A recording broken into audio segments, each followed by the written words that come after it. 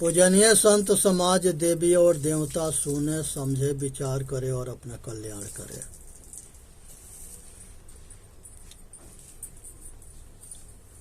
एक तंत्र होता है, एक मंत्र होता है, एक जंतर होता है।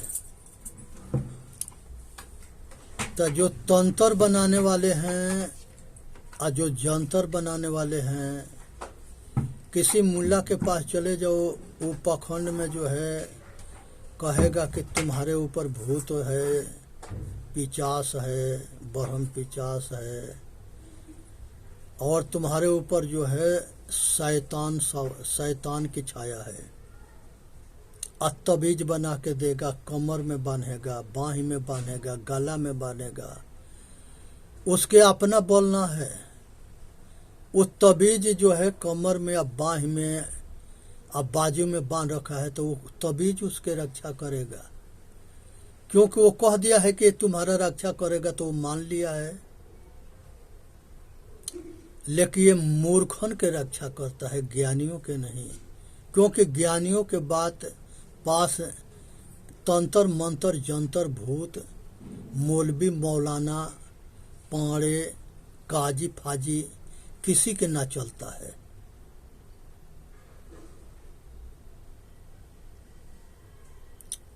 आज जो है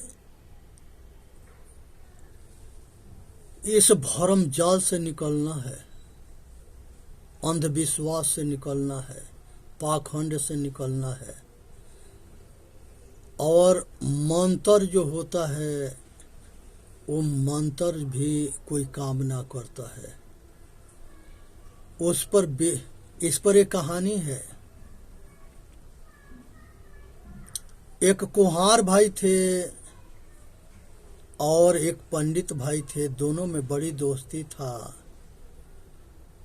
कुम्हार भाई एक दिन पंडित जी के सेवा किए, तो पंडित जी खुश होकर कहे कि चलो कल हम तुम्हारे के ठाकुर जी के दर्शन कराएंगे। ठाकुर जी के दर्शन कराएंगे, तो अब जो है कुम्हार भाई जो है पूरी तैयारी कर लिए। और कुम्हार भाई जानते रहे कि ये पंडित क्या करेगा। उसने भी एक जोड़ा बैल मिट्टी के बना करके सुखा के पका के रख लिया। जब दूसरा दिन पंडित जी आए तो उनको बहुत बढ़िया से सत्कार किया, खिलाया पिलाया, सब मने सादा जो सेवा होता है अपना मर्यादा के अनुसार किया। पंडित जी खुश होकर के अपने थैला से वो शालिग्राम पत्थर निकाल के कहे कि लो, यही शालिग्राम, यही जो है नारायण है, इस पर विश्वास करोगे तो तुम्हारा सब कुछ कल्याण हो जाएगा। कहा कि आपने तो ठाकुर जी के दर्शन करा के हमारे ऊपर बहुत बड़ा उपकार किए हो, लेकिन हम भी दक्षिणा में आपके कुछ देना चाहते हैं। कहे कि जाओ लियो वो मिट्टी के बर्तन, वो जो है दो जो है बैल ले आया। कहा कि पंडित जी, ये बैल पर भरोसा रखोगे तो ये तुम्हारे के जो है खेती करेगा, गोबर देगा और तुम्हारा बूगी चलाएगा, सारा काम करेगा। विश्वास रखोगे, भरोसा रखोगे तो। इसी तरह से दुनिया के मूर्ख बनाते आ रहा है। अब इस पर विचार करना है कि मूर्ख बनना है और कि मूर्खता से बचना है।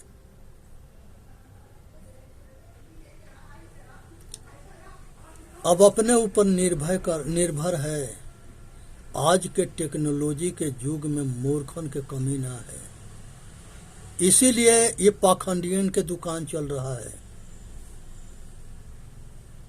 इसकी भगवान भी रक्षा ना कर सके। आज इन लोगों के मूर्खता की वजह से पशु पक्षी कीड़े मकोड़े में इनको जाने से भगवान भी नहीं रोक सकता। इसलिए पाखंड से बचो अगर अपना कल्याण करना चाहते हो तो। नहीं तो फिर जो है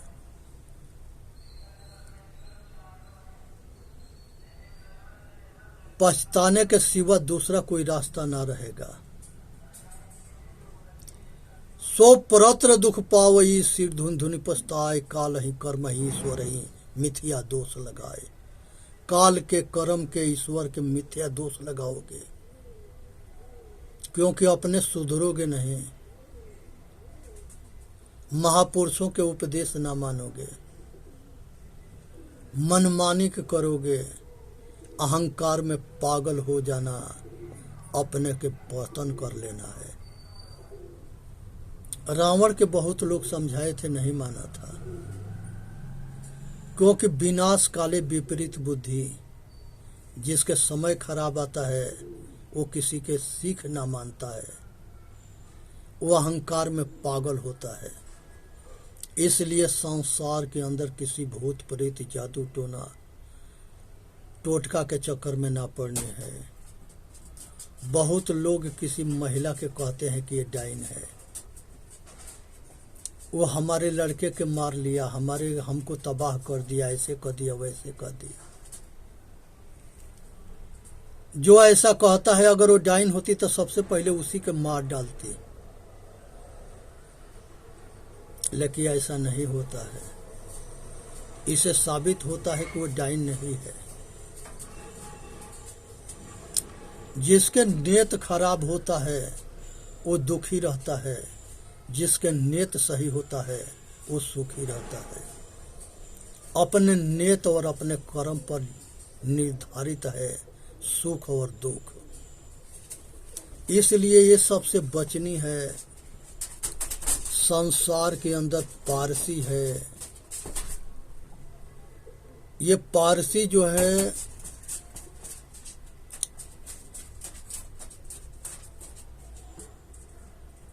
ईसाई है, यहूदी है, इस्लाम है, ये सारे जो है धर्म परिवर्तन कराने में लगे हैं कि हमारा दल सबसे बड़ा हो जाए, हमारी ताकत सबसे ज़्यादा बड़ा हो जाए, दोनों एक दूसरे के नरसंहार करके अब मौका पा करके अब मरवाते कटवाते हैं। कुछ दिन पहले लंका में एक ईसाई के ठिकाने पर उसमें आग लगाया गया, विस्फोट कराया गया, बहुत ईसाई मरे थे। इजराइल और हमास के आज भी लड़ाई हो रही है और वहाँ करोड़ों आदमी मारे जा रहे हैं। ये क्या है? ये नरसंहार अपने अहंकार के मजबूती करने की वजह से हो रहा है। क्योंकि एक तरफ जो है इस्लाम है और दूसरा तरफ ईसाई यहूदी है।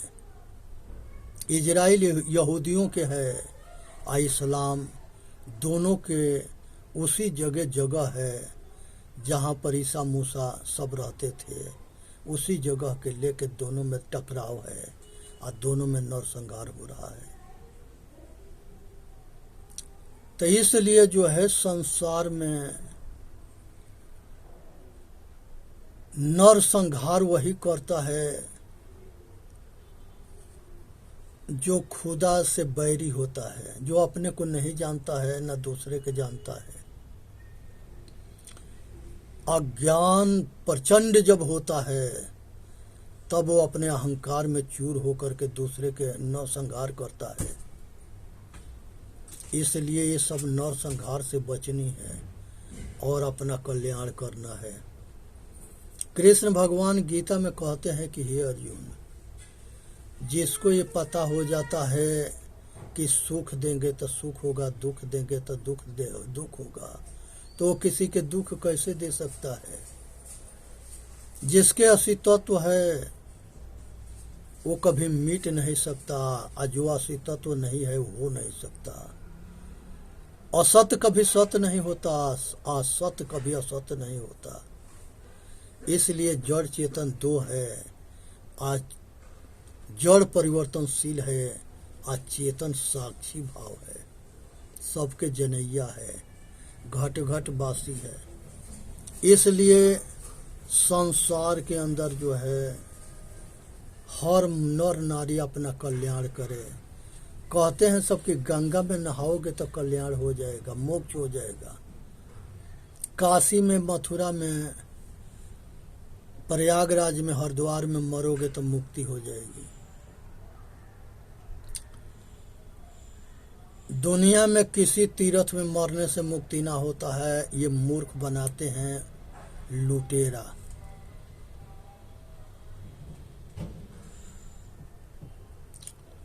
मुक्ति उसे कहते हैं जैसे शराब पीने की आदत होता है तो हम शराब के गुलाम होते हैं, लेकिन अगर हमारे अंदर आत्मबल होता है तो हम शराब के छोड़ देते हैं, तो शराब से हमके छुटकारा मिल जाता है, शराब से हम मुक्त हो जाते हैं। उसी तरह से संसार के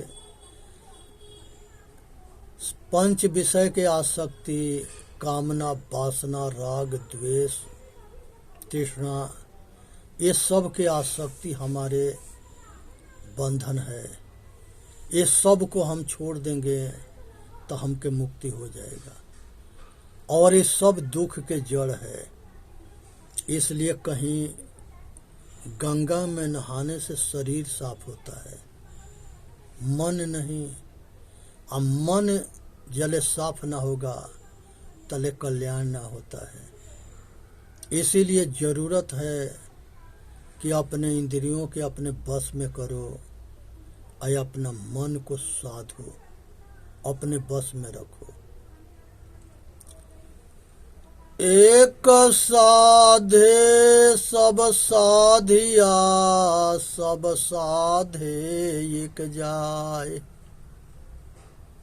जैसे सींचे मूल के फले फूले अघाय। हे भाई, संसार के अंदर अपने मूल को सींचो, मन सध जाएगा तो सब कुछ हो जाएगा। इंद्रियों के लंपट होना अपने आप के पतन करना है, मन को लंपट करना, बाहरमुखी होना, सब दुख के दर्शन करना है। इसलिए सुख बाहर ना है, सुख अंदर है। अंतर्मुखी बनो, अपने तरफ लौटो।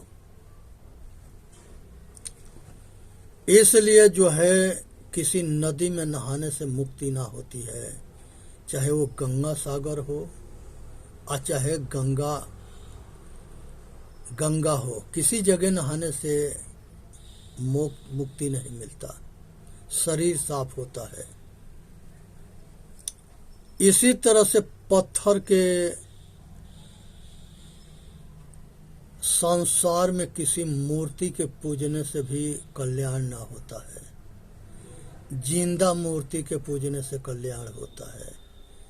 संसार के अंदर माता पिता से बढ़ के कोई देवी देवता ना है, और सतगुरु से बढ़ के कोई महापुरुष ना, महादेव ना है। संत और सतगुरु यही महादेव है। समाज में जो महापुरुष होते हैं वो पूज्य हैं, अतिथि सत्कार, देवी देवता के सत्कार है। इसलिए जो है पाखंड से ऊपर उठे और अपना कल्याण करें। यहाँ पर जो है रामायण और महाभारत में जो हीरो हीरोइन, रामकृष्ण सीता बने थे, उनके लोग घर घर में फोटो रख करके अगरबत्ती धूप दिखाकर और लड्डू पेड़ा खिलाने लगे और उनसे भीख मांगने लगे, उसके सामने रोने लगे। भीख मांगते मांगते मर गए कितने, और मर भी रहे हैं, आगे भी मरेंगे। लेकिन ये भिखारी कंसन के समझ में ना आता है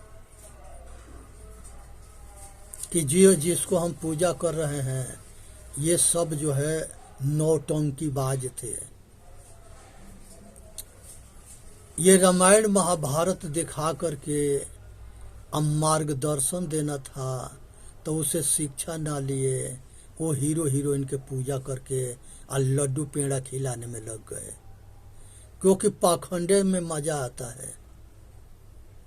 तो ये मजा जो है सजा में बदल जाता है।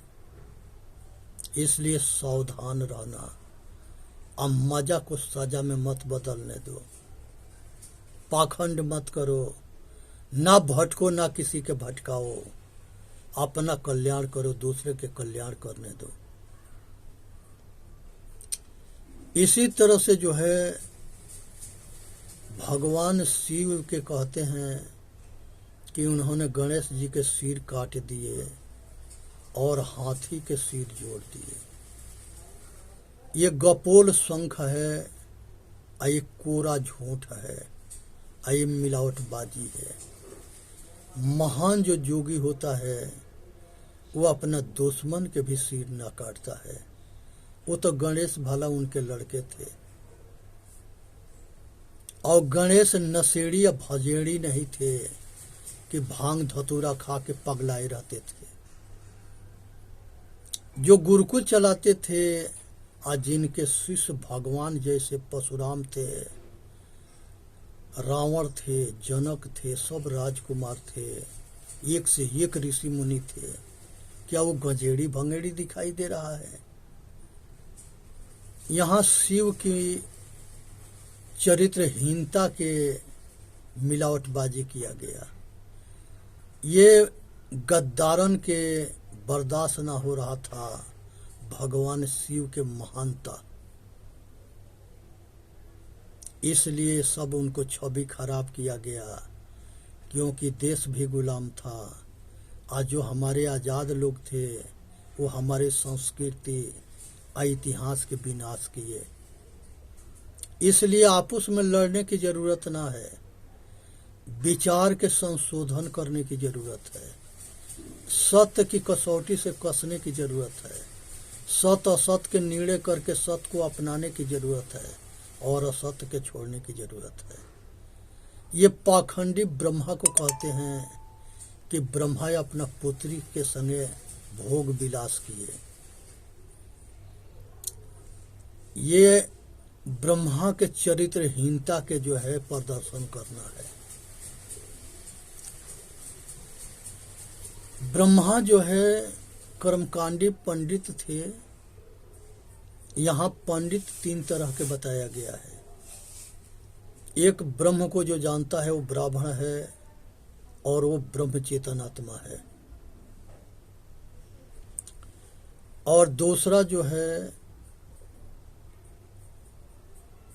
वेद शास्त्र के विद्वान होता है, वो भी ब्राह्मण है, विद्वान को ब्राह्मण कहते हैं।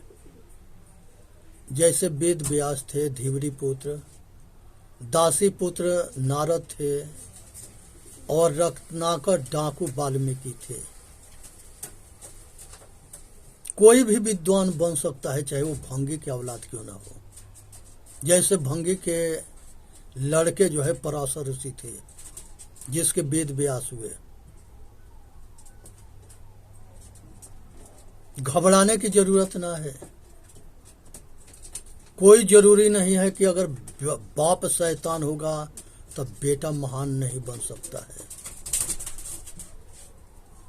हिरण्यकश्यपु के लड़का प्रहलाद महान आदमी हुआ था।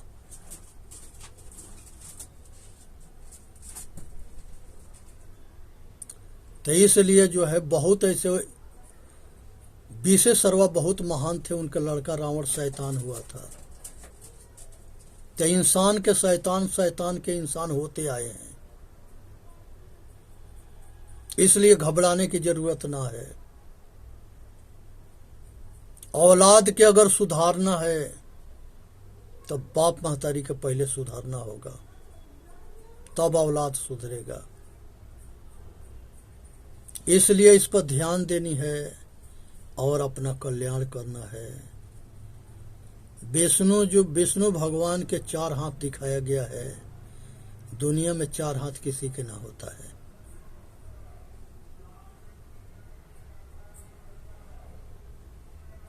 विष्णु भगवान के जो है पानी में लक्ष्मी के साथ दिखाया गया है।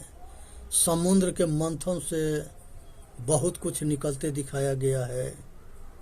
समुद्र से बहुत कुछ निकलता भी है, लेकिन ये उसमें बेटा बेटी ना निकलेगा। जगह धनवंतरी के और लक्ष्मी के दिखाया गया है। क्योंकि पुराण बनाने वाला जानता था कि आगे हमसे बुद्धिमान कोई ना होगा, सब मूर्ख होंगे, क्योंकि हम लोग मूर्ख बनाने के लिए व्यापार कर रखे हैं, तो हम लोग आगे पीढ़ी के मूर्ख बनाने में कामयाब हो जाएंगे। उसको ये पता ना था कि आगे वाली पीढ़ी जो है तुमको बाल के खाल खींच लेगी, तुम्हारे मूर्खता को नहीं मानेगी। आज वही समय आ रहा है, क्योंकि जब तक ले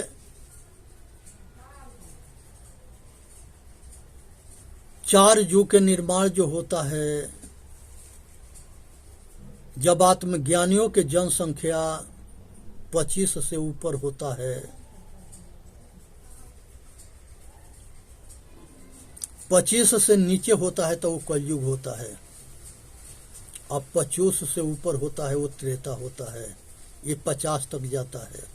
अब 50 से 75% होता है वो द्वापर होता है, और उसके बाद उससे आगे जाता है तो वो जो है सतयुग होता है।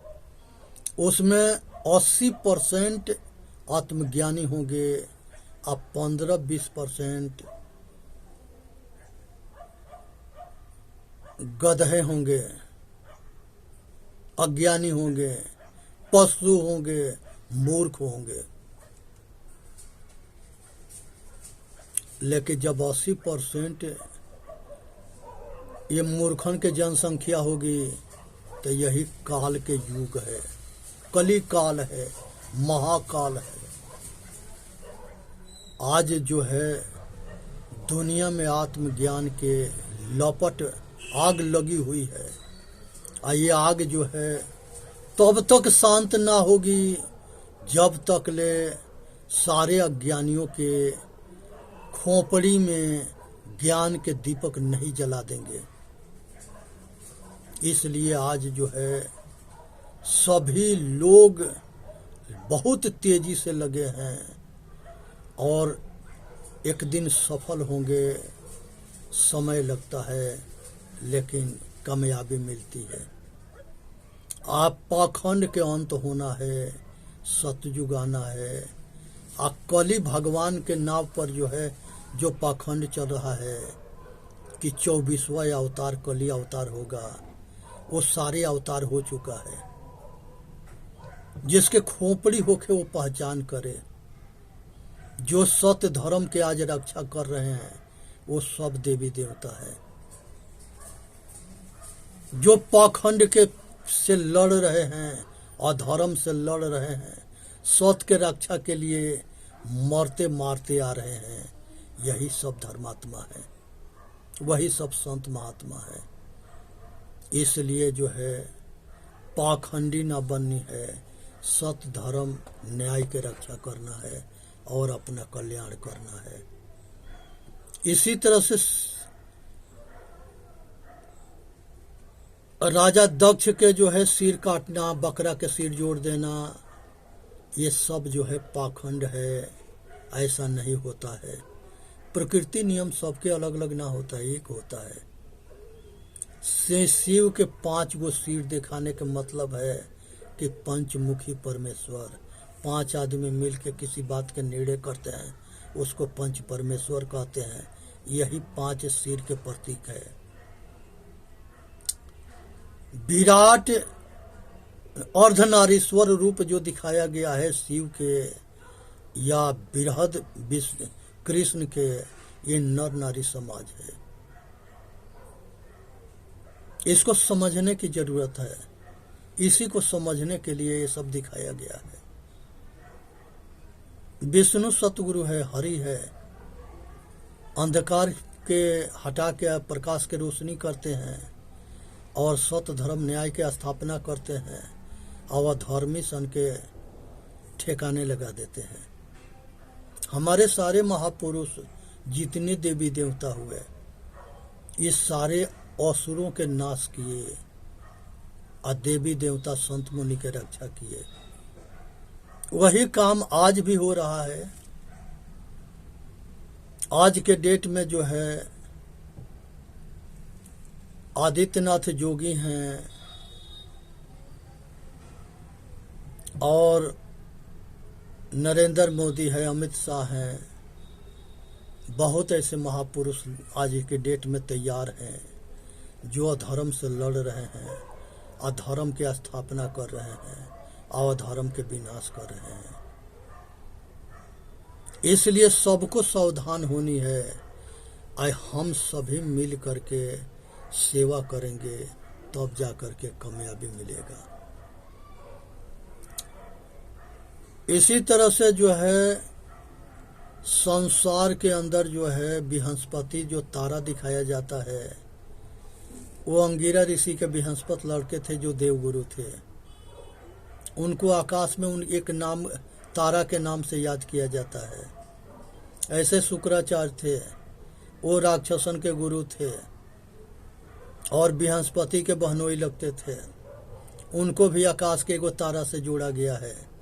इसी तरह से त्रिशंकु थे, तीन डोरिया जिसे कहते हैं, उसको भी आकाश से जोड़ा गया, वो तारा के नाम से याद किया जाता है, उनके नाम अमर रहेगा। इसी तरह से सप्त ऋषि है, इसको सप्त ऋषियों के तारा से जोड़ा गया। इसी तरह से ध्रुव तारा है, उत्तरी ध्रुव, दक्षिणी ध्रुव। इस तरह से हम इनकी महिमा बढ़ाने के लिए ये सबको तारा से जोड़ा गया। ये तारा नहीं हो गए, ये मनुष्य थे। इनके इतिहास अमर था, अच्छा था, तो इनके लोग के याद रखने के लिए ये सबको तारा से जोड़ा गया। ये तारा नहीं थे। इसी तरह से जो है गोरखनाथ बाबा के कहते हैं कि गोबर से पैदा हुए, घोड़ा से पैदा हुए। ये महापुरुषों के नाम के कलंकित किए हैं, छवि खराब किए हैं। किसी के माता पिता के अगर पता लगता है तो वो छोटा होता है।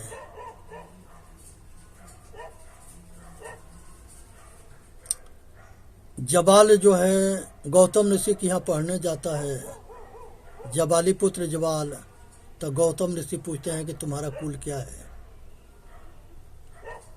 वो अपनी माँ से पूछता है, उसकी माँ कहती है कि हम अनेक ऋषियों के संजोग से तुमको पाई हूँ, बता नहीं सकती कि तुम्हारा गोत्र क्या है। वो ऐसे ही जा करके और गौतम ऋषि से बताया। गौतम ऋषि कहे कि जो सत्य बोलता है वो ब्राह्मण है, तुम ब्राह्मण हो, हम तुमको आत्मज्ञान देंगे। और अपना शिष्य बना करके उसके ज्ञान दिए। जो आज वेद व्यास, जो व्यास गद्दी पर बैठ करके कहते हैं कि ये जो है व्यास गद्दी हमारी बपौती है, किसी के बपौती ना है, ये धीवरी पुत्र की बपौती है। उसी के नाम पर व्यास गद्दी है, जो भंगी के औलाद थे।